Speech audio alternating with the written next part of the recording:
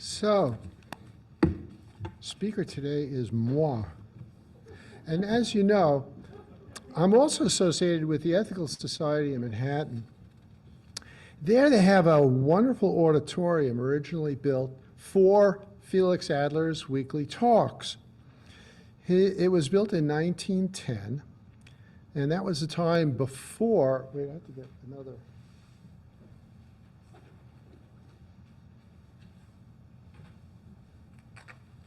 To clarify matters.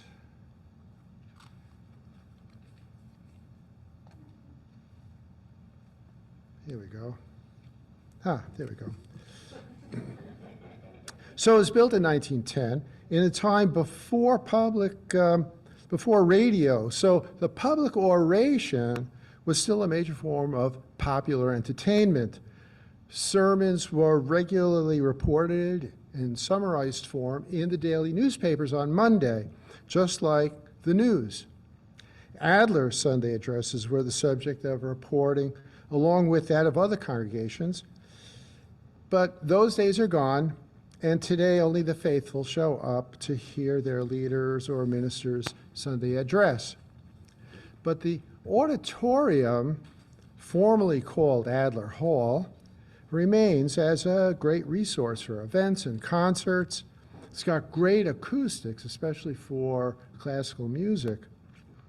So I've been encouraging a friend of mine who's a noted choral director to bring his chorus to Adler Hall for some of their concerts. His group is called the New York Virtuoso Singers, and they are really extraordinary. Well, it's finally happening. On Sunday afternoon, March 3, they will perform one of their concerts in Adler Hall. Well, the point of me telling you all this is about the theme of the concert. Last year, my friend and his group had the inspiration to focus this concert to show how music transcends politics and discord, and to show how music represents the highest expression of the human spirit in the face of conflict. That music can remind us of our common humanity and bring us together. How music can be a force for peace. They selected choral works by composers from countries currently in conflict around the world: China, Iran, Russia, Ukraine, and the United States. Since the program was first put together last year, things haven't cooled down on any of these fronts. The world hasn't waited for the message of peace from the New York Virtuoso Singers, but instead it went on to get more and more contentious, as you all know. China is circling ever closer to Taiwan.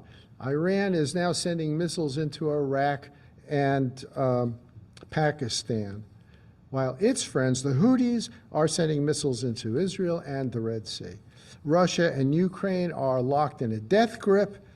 In the meantime, a whole new war between Israel and Hamas broke out, and the USS Dwight D. Eisenhower carrier group is now patrolling the Red Sea.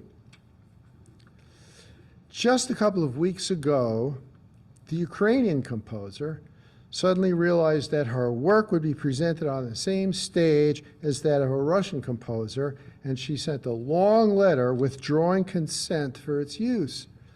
She recounted all the horrors of the ongoing war, the crimes of Russian aggression, and explained that she just could not possibly be associated with anything Russian, even incidentally, while the bombs are continuing to fall. So my friend replaced her work with another piece by a Ukrainian composer. He figured there wouldn't be another objection like hers since this composer was dead. But the force of this composer's strident objections raised concerns about such strong emotions simmering out there. Others may object too. So the question is, will tempers be aroused by the presentation of music from countries that are engaged in such disputes? Will there be demonstrations? Will there be interruptions? Will we need extra security? We don't want to keep the concert a secret. We were planning to reach out to the different ethnic communities to raise interest in the concert. But will that help spread a message of peace, or will it only inflame raw tempers? Peace work is hard work. You can't be too dismissive of the strong passions that lie behind the contending parties, be they wars, ethnic strife, or divorces. People on all sides are likely to have legitimate grievances, claims of victimhood that need to be acknowledged and respected. There are those cases where you can identify a good side and a bad side. There are the Putins and the Saddam Husseins. But most often, each side has a grievance, and they can express a cogent and reasonable justification for continuing to hammer their adversary. In the Middle East, the Israelis and the Palestinians each fervently believe that the other side would actually kill them all off if given the chance. Both sides see themselves as victims of the other, and that this justifies extreme defensive measures, all while they appear to be aggressive. You could go on around the world and see the same formula in play in other venues. India and Pakistan bear resentments that go back centuries. People bear grudges in their relationships their whole lives long. You know, I just had a vacation where I took a trip to India, and we met people who were Hindu and some people who were Muslim, and people were getting along together. But among the Hindus that we were with, this hostility towards Muslims kept percolating up. I'll give you one example. They complained that they were conquered by Muslims. Now, it was the 1200s, you know, a couple of years ago. And the Muslims, the Mughals, controlled them until the British took over. So they feel that they've been oppressed for centuries. At one time, we saw a reconstructed Hindu temple, reconstructed from the demolition of ancient Hindu temples. So archaeologists had pulled up the stonework and the carving work. And a lot of the Hindu carvings are characters from the Vedas. So our tour director said he'd offer a beer to anyone who can find a human depiction that's not been ruined. And the theme was that when the Muslims came in, their religion forbade depictions of the human image. And so they went to destroy all of the Hindu sculptures. So this happened really a long time ago, you know. But still, it percolates up. And they expressed a lot of support for the Prime Minister Modi, who is really trying to make India a Hindu religious nation. Well, what can we do as citizens, as individuals, or as an ethical community? We in ethical culture have a long-standing, indeed a foundational interest in promoting peace and peaceful means of resolving disputes. We reaffirm respect for all peoples, and we believe in the inherent worth of all peoples. We seek to treat people as ends, not as means. We're a religion of right relationships as we seek to build rich and authentic community in all spheres in our lives. We seek to elicit the best in others, and we are encouraged to reach out and seek understanding of the other side in any disagreement in order to overcome misunderstandings and resolve disputes.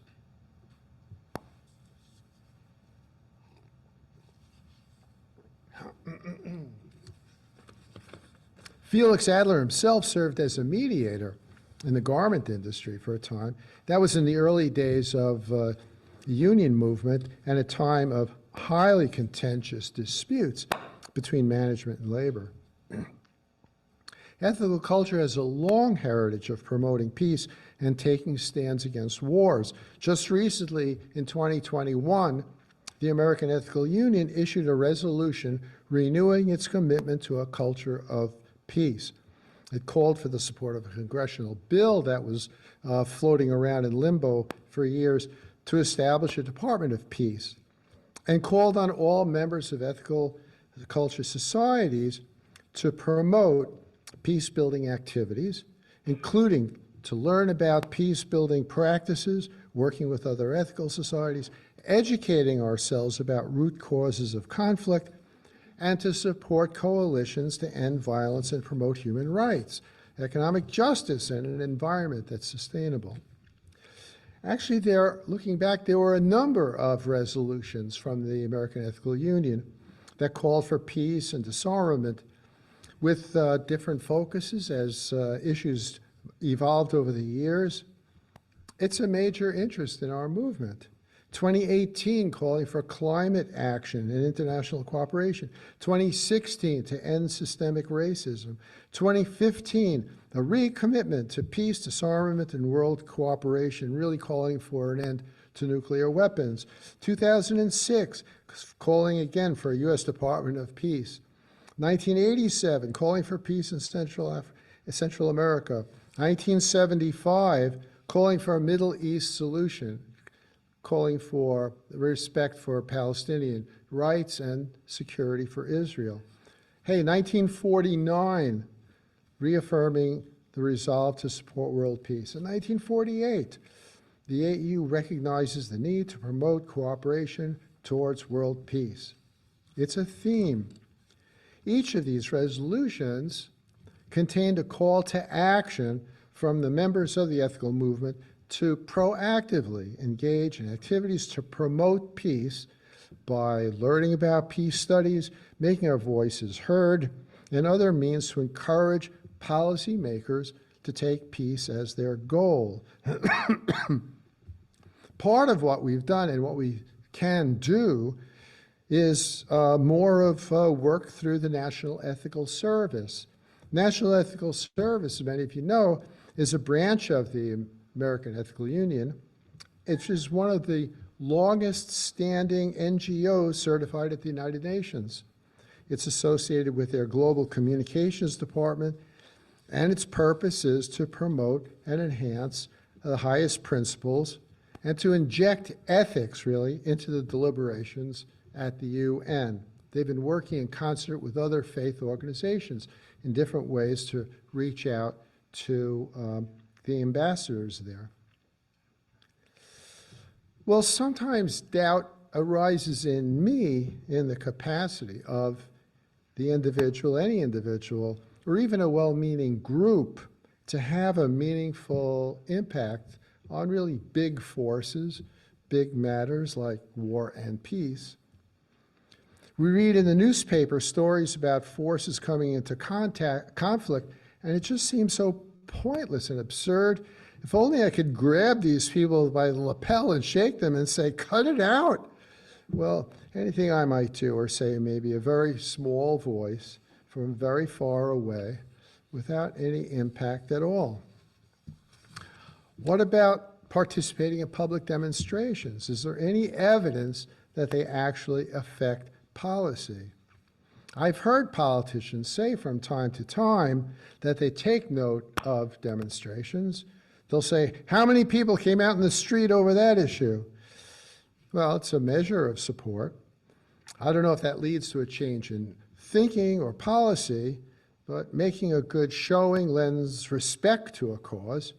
After all, people keep showing up at Lafayette Square with their signs and their chants. They must be doing it for something. There actually has been some research on this, how effective demonstrations are to affect public policy. Harvard and Stockholm universities reported a clever study focused on the Tea Party demonstrations of 2009 and 10. You'll remember this was an anti-tax, anti-Obamacare movement that brought a lot of people into the streets and led to a pretty big change in the congressional election of 2010. The Republicans won a number of House seats and changed control. The study concluded that the demonstrations had an effect, but not in the way you'd expect. It didn't change the mind of distant policymakers. Rather, it engaged the participants themselves and made them more active and participatory in public affairs. The researchers compared the impact of those demonstrations that took place on rainy days, where fewer people would actually show up, and those that took place where it was not raining, where it was expected that many more people showed up. So in those districts where the demonstrations were well attended, the lasting effect on individual behavior was measurable. It showed up in increased voter turnout and more political participation. Those districts with lower turnout at the demonstrations because it was raining had measurably smaller change in voter participation. So they concluded that the demonstrations had an effect, but not on the policymakers, but instead on the people who participated. The change in attitudes and voter participation led to long-term change. So here it turns out that collective action is indeed at the root of group effectiveness, after all, in some way. Well, some demonstrations don't make much of a change at all, as we know, and they're forgotten soon after. The big demonstrations against the Iraq War, for our one example, I remember my friends Oliver and Beverly Swift, who went out for 2 hours every Saturday over 2 to 3 year span to stand at a certain traffic island in White Plains with anti-Iraq war signs. That didn't end the war. And I can't say how many minds were changed among the cars that whizzed by. So what would be the goal and the method of peace studies that we would undertake? Peace studies are basically studies in dispute resolution. This would involve techniques that range from voluntary mediation to shuttle diplomacy to courts of law where a judge or an arbitrator will decide disputes for the parties. These skills are useful in all kinds of situations, really, from neighbor to neighbor disagreements to dinner table disputes. But should we be fatalistic and accept war and conflict as a natural outgrowth of the human traits of competition and greed? Something that might be discouraged, but which is inevitable and unavoidable in the long run. Well, Margaret Mead, the great sociologist, once wrote that war is not a biological necessity. That is to say, these purposeful, organized, planned hostilities between organized, entire, unified communities is not a biological necessity. Rather, it's an invention. She insisted it's a cultural practice, something like marriage or cooking or writing. It wasn't always practiced, and not everyone does practice it, even today. She pointed to Eskimos and Tibetans as cultural communities that did not even know war. Some societies with no good reason to practice war do it, while others, with apparently sufficient reason to, well, they do not do it. However, it is a sticky meme. Once it's introduced, war becomes a tradition.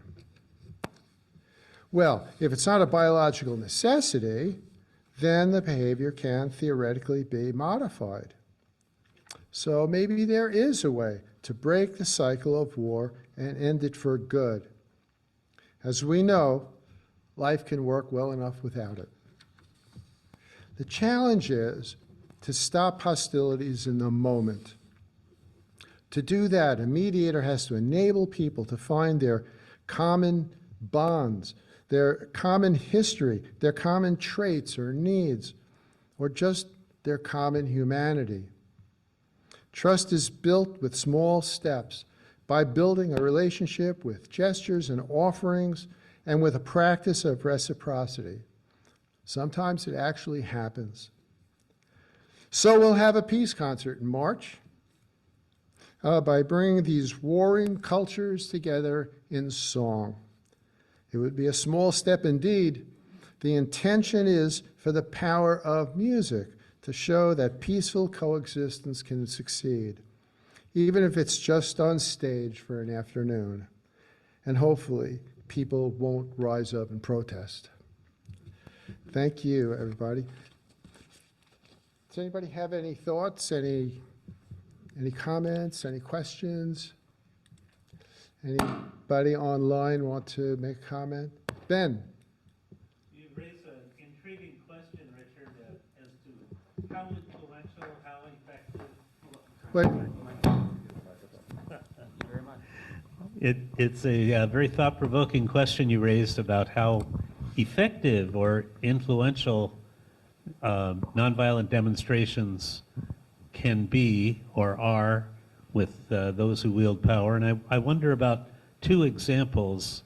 One, the civil rights movement, when the series of marches and sit-downs eventually were followed by the first voting rights and public accommodations desegregation legislation in the country, signed by Lyndon Johnson, and then the Southeast Asian War demonstrations, which got bigger every year and culminated finally in the denouement of our military involvement in Southeast Asia. Don't you think that the demonstrations in those two cases were an important contributing factor to those outcomes? Yeah, I don't have an answer to that question, but I would say that part of the impact of the demonstrations was the reaction to them. So it may not have been so much the fact that everyone was out in the streets, but the police in Mississippi and their action just illustrated how cruel the practice was. And the 4 who were shot at Kent State, we have been popping lately, yeah. The 4 who were shot in Kent State may have had more impact than so many of the demonstrators before them, because we were able to ask the question, is this what we're coming to? And if we are this blind to our violence, even to ourselves, then maybe we're blind to violence overseas. So yeah, it's tough to say any particular element that's going to impact it. And I guess the question for us is it important to demonstrate and send a message nevertheless? Maybe in a cumulative way, the message will be given. Yeah, Lorraine?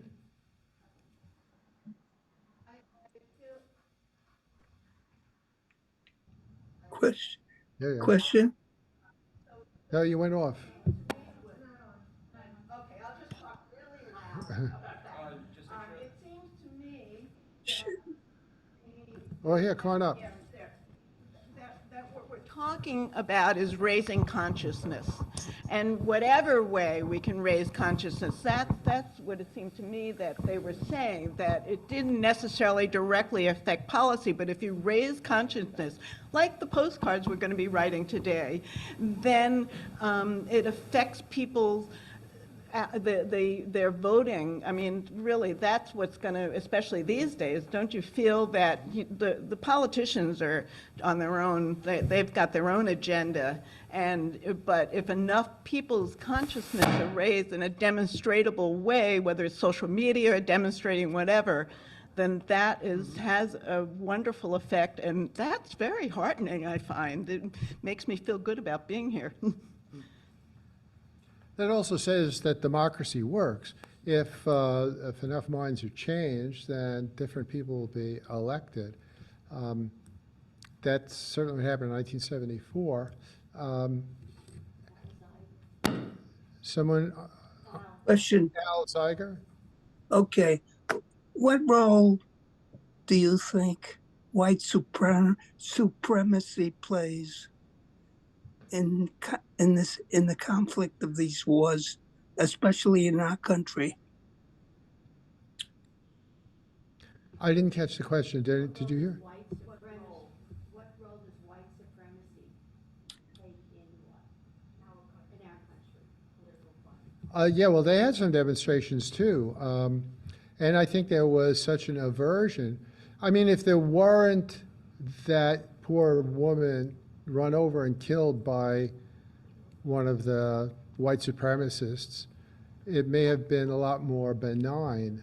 But, you know, when you see again how far the craziness can be, there was a tremendous reaction against them.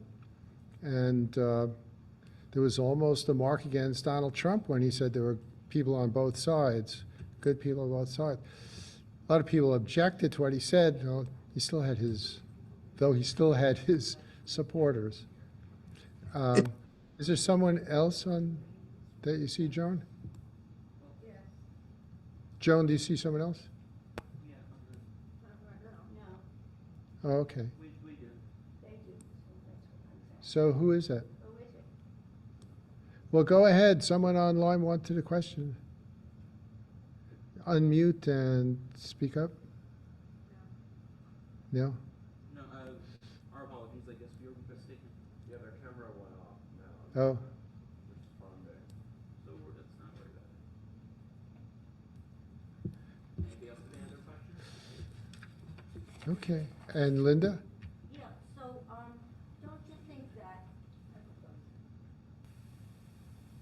don't you think that a lot of friction, conflict kinds of things, whether they're individual people, or whether they're groups, or whether it's governments, are emotional decisions that, you know, arise out of feeling that they're being taken advantage of, or not being seen, et cetera. I think that, you know, I doubt that there's rationality when a decision is made, let's go invade this country, or let me go kill this person, or let me, you know, drive my car through a demonstration. So, you know, and how do you Well, you know, yeah, understand that? right. And I'm thinking the concert also, you know, music is a time for listening and peaceful, et cetera, so. Right. Well, it's a gesture. It's a representative gesture, you know, to listen to music from the other side. You know, in mediation skills training, one of the most important aspects or lessons that you learn is to listen. And listening is for the purpose, basically, of trying to suss out what those motivations are. Because someone very often will say that you know, their adversary is bad and does all these awful things, when actually there is a different motive behind it. There's some kind of resentment. It may not even be well placed, the kind of hostility. So you're right. In every situation is different. If you respect people and trying to elicit the best from them, you're trying to understand what is their motivation here and now, and what is their personal story. So it will be different every time, and of course it's going to be different. We're all different. Yeah. All right, thank you, everybody.